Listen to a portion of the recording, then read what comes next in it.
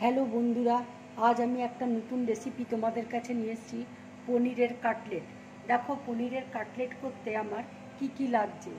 এখানে দেখো পনির আমি গ্রেট করে নিয়েছি, আলুকে সেদ্ধ করে গ্রেট করে নিয়েছি, আদা রসুনের পেস্ট রয়েছে, এখানে চাট মশলা রয়েছে, ধনে পাতা আছে, গোটা জিরে আছে আর চিলি ফ্লেক্স আছে।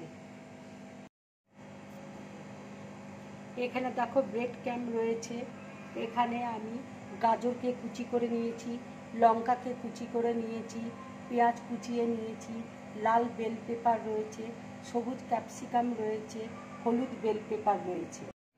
এবার পনিরের মধ্যে দেখো আলু সেদ্ধটা আমি দিয়ে দিচ্ছি, আলু গ্রেট করে রেখেছিলাম, আলুটা দিয়ে দিলাম। এবার দেখো আদা রসুনের পেস্ট দিয়ে দিচ্ছি। এবার আমি গাজর কুচি দিয়ে দিচ্ছি, হলুদ বেল পেপার দিয়ে দিচ্ছি, পেঁয়াজ কুচি দিয়ে দিচ্ছি, লাল বেল পেপার দিয়ে দিচ্ছি, সবুজ ক্যাপসিকাম দিয়ে দিচ্ছি, লঙ্কা কুচি দিয়ে দিচ্ছি। এবার আমি গোটা জিরে দিয়ে দিচ্ছি, চিলি ফ্লেক্স দিয়ে দিচ্ছি, চাট মশলা দিয়ে দিচ্ছি, ধনে পাতা কুচি দিয়ে দিচ্ছি। এবার আমি একটা বড় পাত্রে এগুলো সব একসাথে মেখে নেব। এবার দেখো একটু নুন দিয়ে দিচ্ছি, ব্রেড ক্যাম্প দিয়ে দিচ্ছি, দিয়ে ভালো করে একসাথে সব মেখে নেব। দেখো আমি সব একসাথে মেখে নিচ্ছি।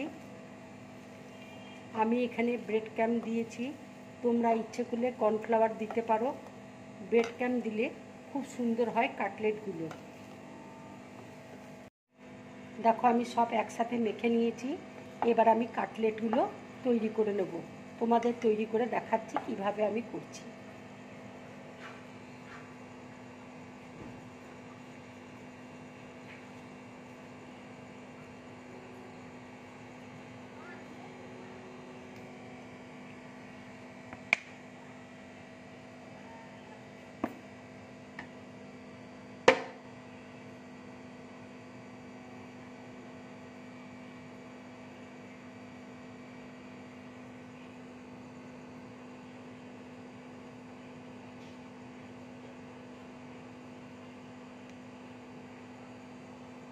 ঠিক এইভাবে কাটলেটগুলো তৈরি করবে। ভেতরে চিজ, টমেটো সস দেবে, চিজ দেবে।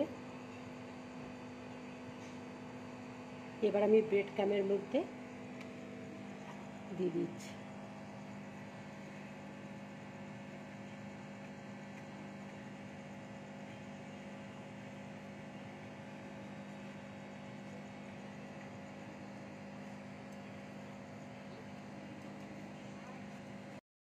দেখো আর একটা করে তোমাদেরকে দেখিয়ে দিচ্ছি। এইভাবে তোমরা কাটলেটগুলো করবে। এবার আমি টমেটো সস দিয়ে দিচ্ছি এর মধ্যে,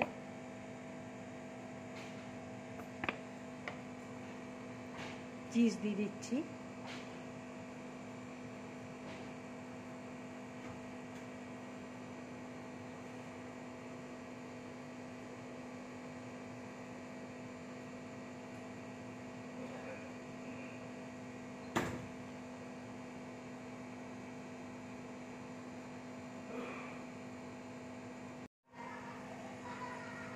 এবার দেখো ব্রেড ক্যাম্পের মধ্যে আমি দিয়ে দিচ্ছি।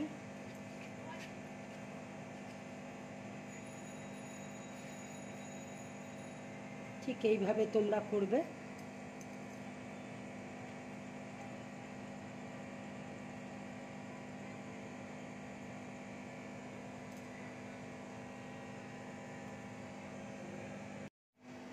দেখো কাটলেটগুলো আমি সব তৈরি করে নিয়েছি। ফ্রাই প্যানে তেল দিয়েছি, তেল দেখো গরম হয়ে গেছে। এবার আমি কাটলেটগুলো এক করে তেলের মধ্যে ছেড়ে দিচ্ছি। এটা মিডিয়াম টু লো ফ্লেমে ভাজবে, তাহলে ভাজাটা খুব ভালো হবে। দেখো ভাজাটা হয়ে গেছে, এবার আমি প্লেটের মধ্যে তুলে নিচ্ছি।